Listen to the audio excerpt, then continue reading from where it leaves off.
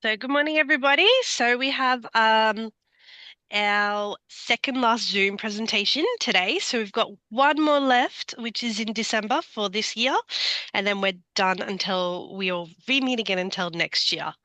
So we'll start off. So just a quick reminder. So this will be recorded, this presentation. Please keep your phones on silent. Please keep your microphones on mute unless you would like to speak or say anything. Um, and cameras and all. So today's agenda, as I mentioned earlier, has slightly changed a little bit. So today we have Kerry Williams from Accessible Accommodation, who will be speaking about accessible accommodation for people with disabilities. And then after that, we have Hayley from Stanthorpe/Warwick, who will be discussing about using the blue and yellow eye branding and how it impacts when it comes to like selling products. Um, and then we have a souvenir opportunity. Robert Martin will be coming on from the Royal Mint to have a quick discussion with everybody on an opportunity. And then after that, we've got just a few general updates about some upcoming webinars and reminders as well, and any questions. And the next Zoom meeting that will be in December. Okay, so we'll start off with Kerry Williams from who is the founder and director of Accessible Accommodation. Hi there, everyone. Thank you very much. And I hope that this will help if you get any inquiries for people who live with disabilities and seniors, that there's a resource available to them. So if we can go to the next slide. So Accessible Accommodation has over 330 properties around Australia, New Zealand, and Bali. And they range from hotels, resorts, houseboats, glamping, holiday parks, and short stays. And we started in 2019. If we go to the next slide, my mum, who lived with a disability, we were at a holiday in Tasmania when we found that when we got there that there was no way she could have a shower. There was a lip in the shower that was around 10 centimeters, which was the equivalent of Mount Everest to mum. And my mum had to hand wash for a whole week. It was then that I realized that something had to be done about it. And there's the most important thing for people who live with disabilities and family members such as myself is accuracy of information. So a little bit about who we are. The guests can either search and find accommodation that suits them, and they can also make a booking. We have two websites, accessibleaccommodation.com and accessibleexperiences.com. Our accreditation program, which we developed from the ground up, is based on the end user experience. What our followers, our 36,000 followers, tell us what they need when they are traveling. And people with disabilities need a lot more information. We also run inclusion training workshops for tourism industry operators, as well as hotels and resorts, etc. And we have a consulting service, so we do site visits, such as visit information officers and accommodation and experiences, and make recommendations for an improved guest experience. And we employ people with disabilities who best understand the unique nuances of living with a disability that there is. Next slide. I'm not sure if you actually aware that it isn't just people who live with disabilities, which represent over 21% of Australians, but there is also people who have temporary disabilities. I don't know if any of you might have broken a leg or ankle at some stage, but that is a temporary disability. But the key thing is it's not just people who live with disabilities, but it's also the seniors. And the senior market will double by 2050. And catering to that need, whether they might just have a bad knee or bad hip and they just want the convenience of step-free access and a shower chair to sit on. We have 4 tiers of accreditation. So each property is extensively audited and verified according to these tiers. And so when you have visitors come in, they might meet one of these 4 tiers. The first is a walking frame or cane user. And generally, we find either it's early diagnosis of disability, for example, early onset of Parkinson's, and often over 65s where they just use a walking frame or a cane. The second tier is what we call independent wheelchair user, and that's someone if they can self-transfer from the bed to the shower, from the bed to the wheelchair, from the shower to their wheelchair, and so forth. And they're fairly independent with their upper body strength. The third tier is where there is high needs, where they're unable to lift themselves um, from a bed to their wheelchair, for example, and they need equipment such as a lifting device, which is a hoist or an electric bed. The fourth tier is sensory, so that really encompasses all the five senses, whether it's vision, hearing, the sensory processing disorders and autism, and cognitive disability. Next slide. As the resource that if you keep handy, we do have the properties sorted by region. So if you do want to keep our website handy on your desktop when people come in to make inquiries, so that you will know whether it's you use Australian Tourism Data Warehouse, which is the single source of truth of listings, and our accreditation is in there, or just filtering by the region in which you're located, you'll be able to find properties that have extensive information. So where someone without a disability might be interested in a beautiful view or a swimming pool, people living with disabilities, their most primary and most important thing they need to know is can they go to the bathroom, can they get in the door, and can they get in and out of bed? So we have 50 frequently asked questions for every single listing. And it may be what the door widths are, and especially for wheelchair users, they know exactly how wide doors need to be to fit through.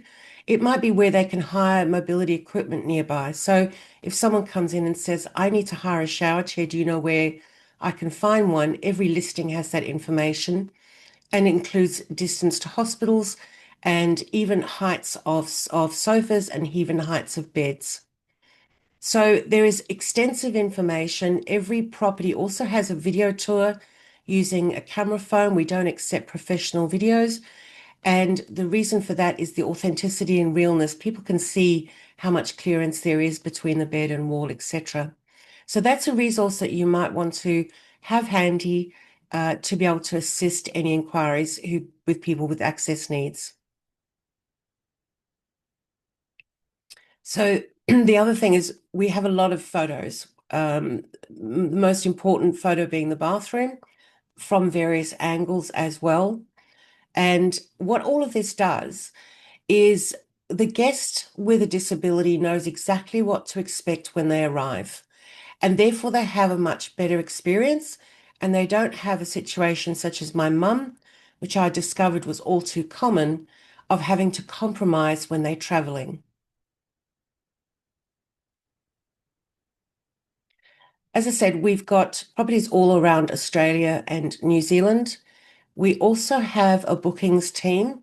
So if the guest needs assistance or have additional questions or just needs a bit of a hand holding throughout the booking process, we have that available to them. And as I said, with Australian Tourism Data Warehouse, if you use that as a resource, you will find our accreditation, those 4 tiers, you'll find that within ATDW.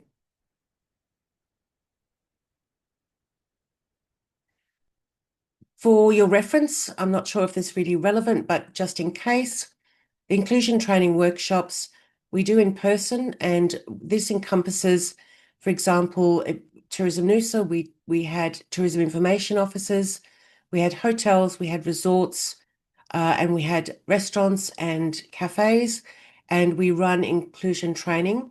Again, this is all based on what our followers tell me that they need when they want a great guest experience. And we also have a consulting service where we do site visits and we look at the experience of the guest, not necessarily what is DDA compliance, which is the building code, because it doesn't always translate into real world experiences, and that's how we work. Just to finish up, disability can happen to anyone at anywhere at any time.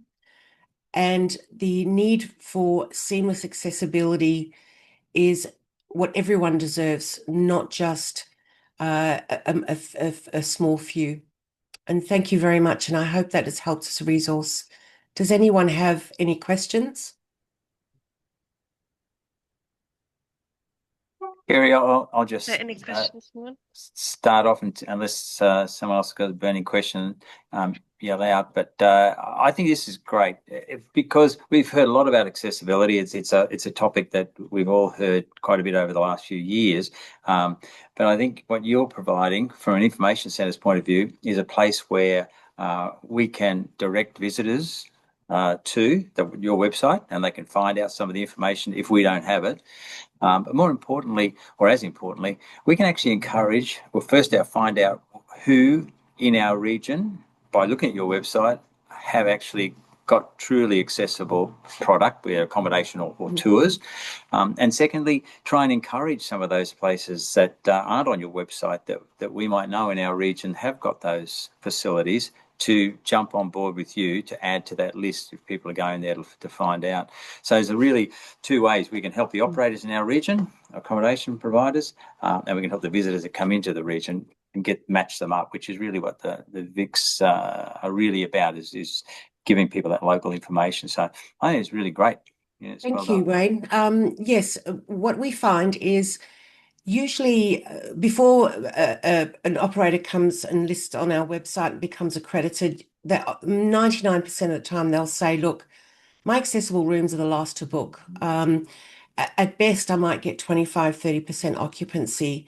What we've found historically is that within a year, that goes to around 80% occupancy. And there's that multiplier effect because 30% of our followers also travel with carers.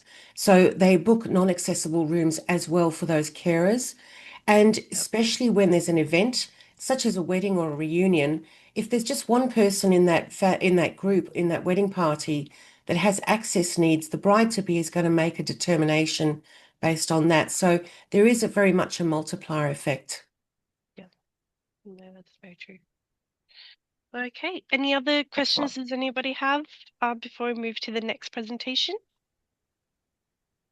No, all good. Thank you so much, Kerry, for coming on board again. It was lovely to see you. Thank you so much.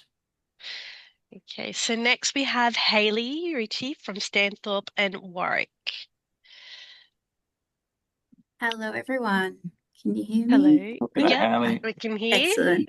Hi. Yep, Thank you so much fine. for having us. And Azelle was meant to run this and sends her apologies. She's been called out to the edge of our region on a little urgent matter. So I'm happy to step in and just have a quick chat about a little, I guess, informal case study that we've been doing over the last year or so, particularly with the Warwick VIC, but over both of our accredited VICs in the Southern Downs. So first of all, I just want to take you over a quick overview on our tourism brand and where it sits. So we're part of council here, the Southern Downs Regional Council. Our tourism brand is Southern Downs and Granite Belt, and it is quite a strong brand. It's everywhere. We've got really lovely natural imagery that we've got a lot of great content from it. So that's a really strong brand. And then we have two accredited VICs, which are the Stanthorpe and Warwick visitor centres. We're very lucky to have really prominent locations for both of our VICs. So the Warwick VIC is housed in the historic town hall. It's a bit of an imposing building right in the centre of the CBD. So it's very easy to find and people are drawn naturally to come and have a look at that building. The next, so the Stanthorpe VIC is right on the banks of the Quortpot Creek, which runs through Stanthorpe. It's a beautiful location. It brings lots of people around. We've got lots of parklands. And yeah, it's again just a really easy region to sell. So we're very lucky there.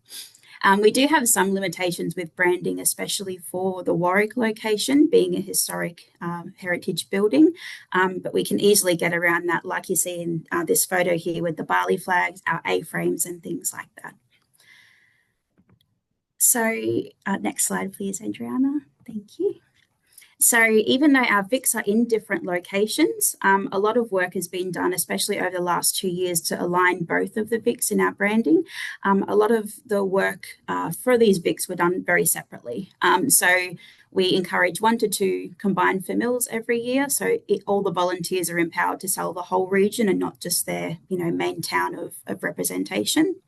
And we've been working really hard to update all the branding, uniforms, displays. So in this photo, the 2 different VICs, they are in different uniforms. That's just a little bit of a before. That's now been rectified, which is lovely to see. Next slide. Thank you. So over the last 2 years, we've made a major effort to go to our large events in region and run a pop-up VIC on site. So this is for us as well, to be able to support the event, to reach the visitors where they are, but also to help support the festival and event in that way as well. So over the last year, we found that it was quite a worthwhile exercise to go to these events. We were reaching lots of people, but with our old branding on the left here, so we used our Southern Downs and Granite branding. It did have visitor information on the marquee and things like that. But we were finding that was quite diluted. So we were getting people coming up to us quite a lot to ask a lot about event information. Where are the toilets? Where are the ATMs? Where do I go to see this? Instead of what we want to provide, the service that we want to provide there, which is visitor information. So we went through a big exercise last year to rebrand a lot of it and point back to the visitor centres. So using that blue and yellow accredited symbol, we've got the tablecloths, we've got a lot of displays and things like that and now show that really proudly. We have the teardrop flags that go on the sides of the marquees there. And we found an immediate change in the questions that were being asked and in the approaches that we were getting. People were coming up with really specific questions about region, about what they can do, where they can travel to. And it just really reinforced the power of that blue and yellow eye, and people recognize it and they know what to ask as soon as they see it. So anecdotally, I was at every pop-up, so I feel like I can speak on this a little bit. Anecdotally, our on-brand inquiries changed from about 60% up to at least 99%. It was quite a dramatic change from us being there. So when we're talking to hundreds of people each day over this festival, it makes a big difference to use that branding. Okay, next one, thank you. So we've also expanded the blue and yellow eye branding any way that we can in these festivals to reach new people. The Jumpers and Jazz in July is a major festival for us in the Southern Downs. It runs over 10 days in Warwick. It brings live music, jazz music to every corner of the region. All towns get yarn bombed. They get wrapped in, woolly jumpers, blankets, fibre art installations, and it's really something to see if you haven't seen it before. For our pop-up VIC at the Jumpers and Jazz, because we're outdoors and we were sort of limited in a lot of our other branding and things like that, we decided to lean in and knit a giant blue and yellow eye pennant to hang on there. It was a talking point for a lot of visitors. We wanted to reach them. We wanted to be on brand. We love a good theme here in our department. And it worked. It was great. It was such an interesting way to use the eye, and it just, again, instantly recognizable. People could see that it was associated with the festival, and that worked really well. We also have the Jazzy Markets Day, so where we're outdoors. There's a big area, a pop-up VIC in a stationary location probably isn't the best use of our time at a market place like this. So we have roaming VIC volunteers. We give them a big pole with a blue and yellow eye at the top. It's yarn bombed. It's completely wrapped in yarn. It's got crochet flowers all over it. They have a messenger bag with our visitor eye on it as well. And they carry around maps, small information and things like that, just enough to meet the people where they are, give them information and point them back to our visitor centre, which is still open in Town Hall during the festival there. This is also really impactful at the festival. The poles are actually really tall. You can see them from a mile away, and people do come up and ask, oh, do you have a map? Do you know where I can go next here? What else can I do? I'm here for a day. What else can I do? So that's really worthwhile to use at these sort of festivals as well. Thank you. Next slide.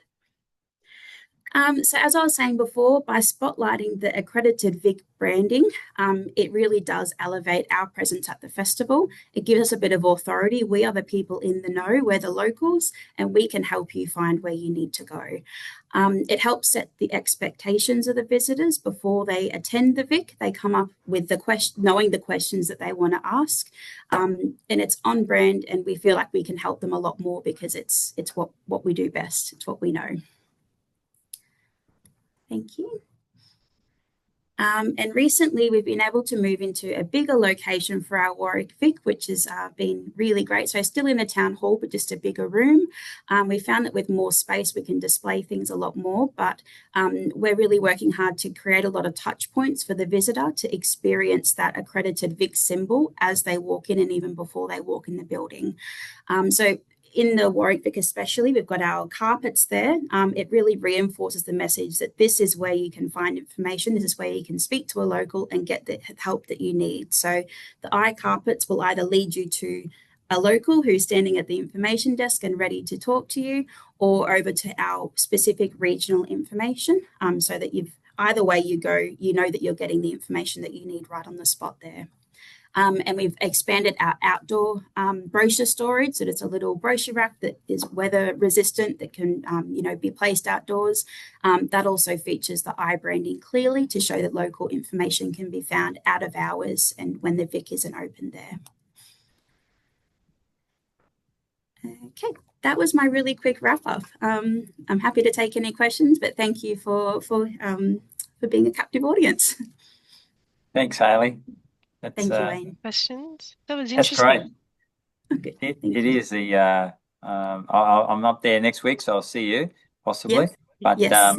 but I think it's very seldom do we hear positive stories, or not positive, but positive, yes, but also factual stories that show that the brand is actually recognisable. It's so hard to track, and to see that sort of growth from 60 something to 99% of your inquiries, only really because you changed and used the branding, the trademark a little bit more, is really, I think, promising for all of us. It shows that that brand is gaining recognition, and we should have mentioned earlier that Therese is from TEQ, would normally be here as part of this, but she's down at ART conference in Adelaide or Barossa or somewhere, the Barossa Valley. Why wouldn't you be? Yes. But she's always been an advocate of this, and it's always been difficult to try and show how the trademark brand or logo is actually gaining traction. So your story is a really great one, and I think also you've nailed a couple of things that are not just peculiar to your area. Is working with heritage buildings, always a challenge, always trying to get some branding on it, and by making that branding stand out and not be on the building is really, really clever. I just love the term stick volunteers. Someone else has got to use that. Not only is the idea good, the name's fantastic, I reckon. But congratulations! It's a great story. You've done a really good job handling the parochialism of Stanthorpe and Warwick, which is alive and well still today, I'm sure. But you managed to overcome some of the big issues in that area. So well done. Yeah, thank you very much. Okay, so next we've got Robert Martin. It looks like he's just not on yet at the moment. So what we'll do is we'll just quickly move on to the next section of the meeting. And once he hops on, we'll come back to his presentation. Adriana, while you're just doing that, let me just Robert from the Mint is a really interesting segment. He contacted us just a couple of days ago, and said that there was he was thinking, is there an opportunity? He's done some work with the Canberra Information Centre, and he thought maybe there are other information centres that might be able to or might want to make a bit of money, have another merchandise line that they haven't thought of, and the more he spoke, I thought, gee, this is really could be something very good for all of the network, no matter which state we're in. So this is the first time anyone's heard about it. So Queensland gets the jump, and he's got a couple of offers he's going to talk about, and I won't try and tell you what they are. But it's really interesting, this whole idea about souvenir coins, and the Mint make so many of different sorts, and you might be able to tell you the numbers, but it's really different. Something that's quite left field for us, but I think you'll find it interesting when we get there. Sorry, I jumped in there, Adriana. No, it's okay. Oh, good. And I'll keep an eye on when he pops up. Okay, so we've just got a few little updates and things like that moving forward. So I just want to touch base quickly on statistics again, which is seems to be our favorite topic at the moment. So we have made another change to the questions to make it more easier for everybody. As I understand, website and web page engagements was a very broad question. A lot of people are coming back to me asking me, what do I record? Where do I go? What do I do? So we've now simplified that to, we just want to know what your sessions are for your web pages and websites. So I'll be, now that that has given me a little bit more of a guide, I can pop that into a statistics guide for everybody, so then they know where to find the information, and I'll have images and everything prepared for everyone, which I'll send through shortly. Secondly, another thing that I've picked up is when everybody enters in their Google star rating, please always put 4.5 or 3.0. Please do not put a slash in between your numbers. So I do not want to see 4/0, because the reason why, once a slash gets put in, Excel reads it as a divide, and then it does a calculation, and therefore it throws out the numbers for when I'm looking at the end result. So moving forward, if everybody could, when it comes to their Google star rating, please put a 4.5 or whatever number you see on your Google page. Does anyone have any questions in regards to statistics that they would like me to touch base on? Come on, you're kidding me, nobody. First of all, thanks for your patience with these stats. We knew when we started to think about different ways to highlight the power of the information centres and how that we track that digitally, there would be a little bit of a rocky road till we landed on the right terminology. So I think we're close to it now. We accept that, and I'm sure you all do too, that everyone has different ways of gathering it due to whatever their stakeholder allows them to. So it's not going to be one size fits all with these stats. What we're trying to achieve is collectively and somewhat individually show the power of the VIC network, and how that just even though the numbers coming in your door might be decreasing, and that's not the case in every information centre at all, it's definitely not, but for those that want to use that one metric only, there's this digital interaction is alive and well, and you guys are doing an amazing job. So this is an effort to try and track that so we can continue to push the value of the VIC network to those that are questioning that why we exist. So that's why we're not trying to compare each VIC with each VIC. So that's why sometimes you'll collect different stats to the VIC that's up the road. The important thing is that you just collect the same stats every month. Consistency will help us make sure we can get the aggregate numbers 100%. to make a difference. So thank you for your patience, and don't be afraid to yell out if you still think we're still doing it wrong, because we're happy to talk to you about it. Below me. Okay, so Robert just hopped on, so I'm just going to go back. So I would like to just quickly introduce Robert Martin from the Australian Royal Mint. When you're ready, Robert.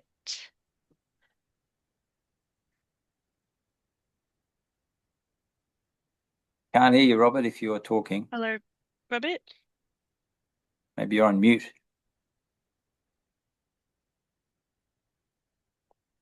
Yep, he is. How's that? Gotcha. Is that better? There Can we go. hear me now? Excellent. I'm going to blame everything on the world this morning on Bluey. I know Queensland, he is very dear to Queenslanders' hearts, but we've just had a Bluey release, and we've got queues that are snaked around the building. We've got wholesale distributors that sold out of coins in the first 2 minutes of selling them this morning. So it's been an interesting release, a little bit exceptional in terms of the demand, but it has been really good. And it's part of, I think, it highlights the value of coins as a souvenir and a collecting opportunity. Thanks for taking the time out on such a busy day. So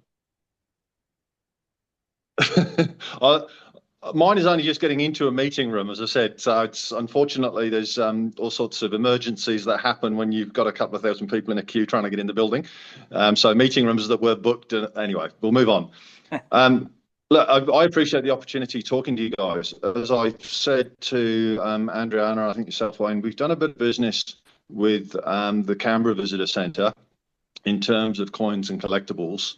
And we released a program recently through Australia Post, and one of the visitor centres came back and wanted some big wheelbarrow coins. So we were able to facilitate that because it was aligned to where the location of the visitor centre. And then it started me thinking and sort of saying, well, what is a visitor centre? What do you look like? What sort of things, and how do we align together? So it's probably the next slide is worth moving on to. So it's a bit of a busy slide, but the Royal Australian Mint is, it's what we call a sovereign mint. We are the only ones that are able to make circulating coins for Australia. And we make circulating coins for other countries, Pacific nations, but we are wholly government owned, Australian government owned, and our role is to tell Australian stories in coins. So I'm not sure, hopefully some of you guys have come across coins. I'm pretty sure some of you will be collectors. I'm more than sure that some of you will have been trying to access and buy bluey coins, and hopefully you've been successful in that. But yeah, what I wanted to just talk about is some of the synergies around visitor centres and being able to promote what is an absolutely Australian product around where we are. So there's a couple of our current products. Our retail price points go from $17.50 to $35,000, $36,000 based on what the coins are made of. The ones that we do typically with the Canberra Visitor Centre here are the collectible ones. They are typically in the $20 to $40 range, and they're predominantly interested in the really strong Australiana themes. So we've got one there which is the anniversary of the Torres Strait Islander flags, 60th anniversary of the Australian awards and medals. And then the ones that I want to talk to the guys about, because I think it'll resonate at this time of year, is the ones down the bottom. So if you move to the next slide, please, Andriana. So what we release at this time of year, and we have for a few years now, is what we call festive florals. So these ones, we've taken a native Queensland flower that flowers just before Christmas, and we've put it into a set of 5 coins. Well, it's one coin in 5 different colours. People typically buy all 5 different colours in the surrounds. It comes with a hanger, so you can put them on your Christmas tree. They're good little stocking fillers, and we do very well with them. They retail at $17.50, and they come in, as I said, packs of 20, of which there are 4 of each colour in the pack. So what we thought we'd do is we'd put an introductory offer. So thank you very much, as I said, for having me at the your Zoom meeting. And we thought we'd put a bit of an opening offer in terms of the packs. So what we've done is we'll normally charge orders under $3,000. And to be fair, most of the orders from visitor centres are well under that number. But again, we don't want to limit it. We'll put a delivery charge on that. Typical discounts will range from 15 to 30% depending on the product and the product mix. But for this one, what we wanted to do is if you're ordering in the cartons of 20, then we would do them at a 40% discount and include shipping in that first price. Okay. Excellent. Sorry? That sounds like a good deal. Yeah, that's pretty. They come in a shelf-ready tray, so they're in a little shipper, which is an Australian Mint branded shipper. I haven't shown the shipper. In terms of how you would order them, you can drop me an email at the sales@ramint.gov.au. If you're a government-run visitor centre, then I can ship on a purchase order. So state government. If it's a private one, obviously we don't have credit terms set up and things like that, so we'd ask for payment before shipment. In terms of that, there's no limit to this, so you can order as many packs as you want until stock runs out. Obviously, if you come back to order again, then discounts would normally be 27.5% on these packs. There are other products available, so you can go to our e-shop, and that's the easiest way of identifying what products we have available and what might interest various centres, and they can email me or phone me, and I can provide pricing, provide more detail around that. Yep. And best thing for us is you have a really strong national footprint. You have new people that we don't normally engage with, including tourist groups and people that are coming into your areas.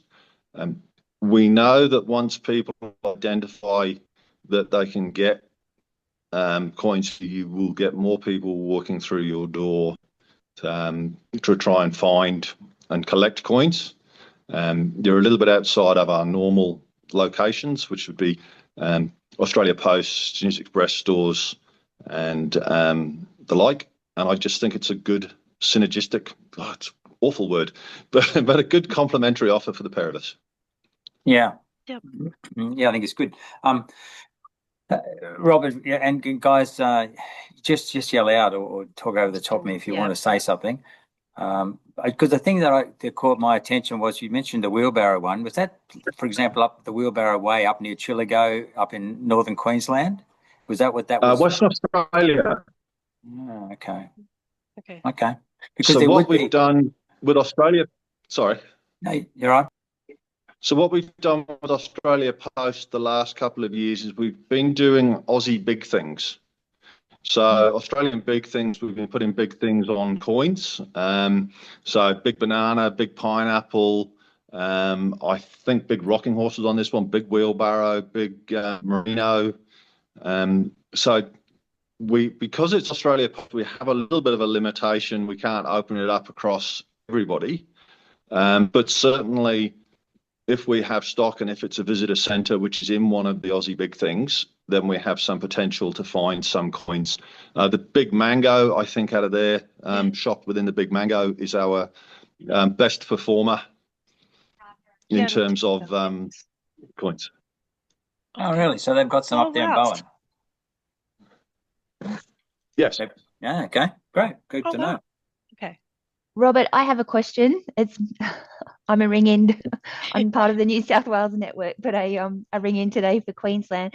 Robert, I'm curious, apart from Australia Post, where else, other than potential visitor information centres, are the coins sold? So they go through some, but not all, News Express. Mm-hmm. We go through, and again, some, not all, Australia Post, because this is about participation and people can obviously opt in if they want to. We have wholesale distributors around the country, from Mackay over to WA, Victoria, and Queensland, well, New South Wales, Sydney. So we are around the place, but we tend to hit the same customers. And there's lots of interesting stats I could bore you with around who collect coins, but finding places like yourself that offer us an opportunity to get into new customers that have this real Australian connection And Sure. coins are, they are the most collected thing across the world. Yeah, okay. And so if a visitor information centre is considering stocking the coins, could they contact you, Robert, and ask if there's somewhere in close proximity that are already doing that, just so you're not crossing over with another business that's potentially selling the same product? Look, I can do that, absolutely. If I look at the Canberra Visitor Centre, those guys, I mean, we are the #1 retail outlet for coins in the country. They are maybe 3 or 4 kilometres from us, and they still sell everything that they can get. All right, just 3 to 4 kilometres. Wow. Yes. And I have another question in regards to the recommended retail price. Obviously, I would expect there would be price parity that you have in place, that the coins are all sold at exactly the same price to customers. So the 27.5% discount then becomes the profit margin for the visitor information centre less shipping. Am I on mark there? Correct. We can dictate the upper sell price, and it's a challenge, but this is another one. We can dictate the upper sell price for 2 weeks. We've sold out of Bluey today. We sold those at $100 retail. They are already on eBay at over $600. Oh, wow.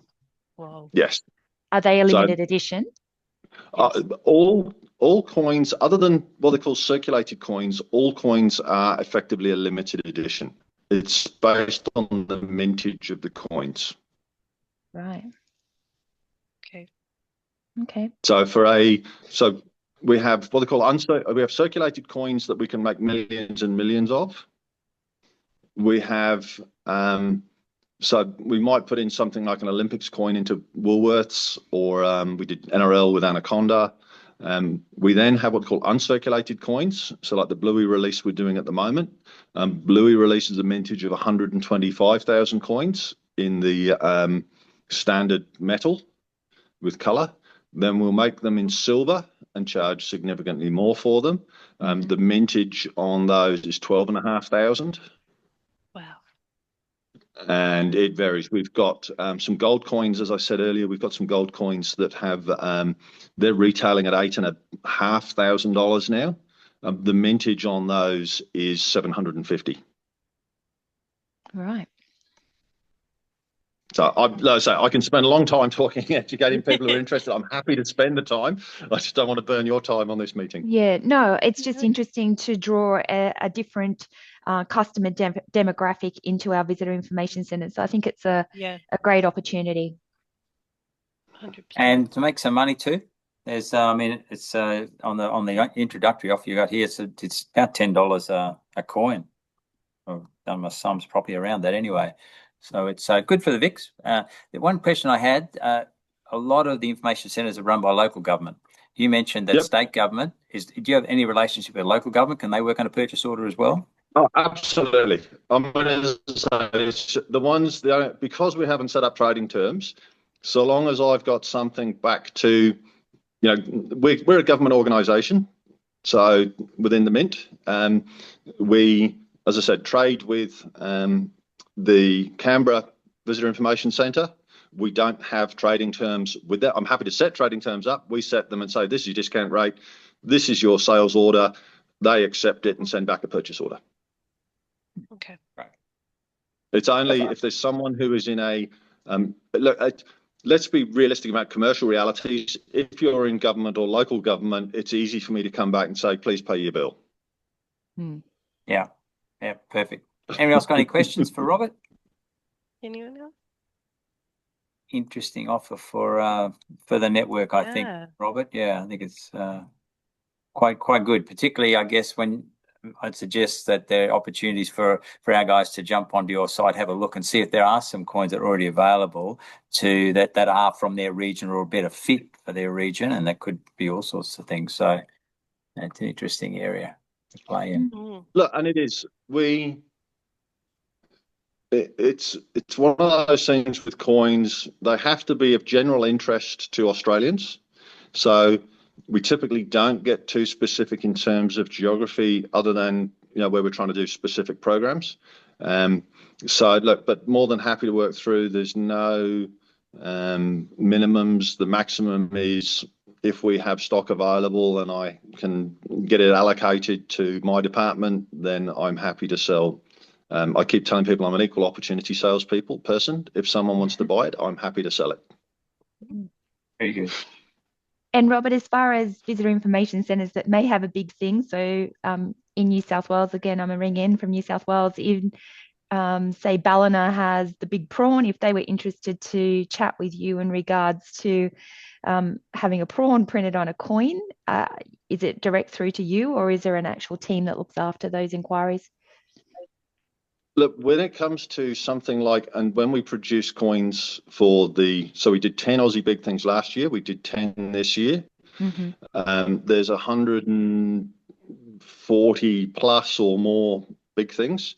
When it comes to individual areas like that, we won't produce it just simply because the volumes aren't there to be able to do that. Sure. If it happens to be that we did the big prawn this year, but because of the mix from last year in New South Wales, the big prawn was actually one in WA, I think it was.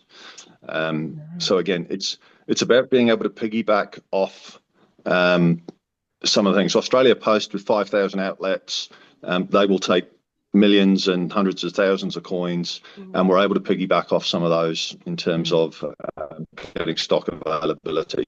But yes, in terms of, it takes at least 18 months from I want to make a coin for something to actually getting it into the market.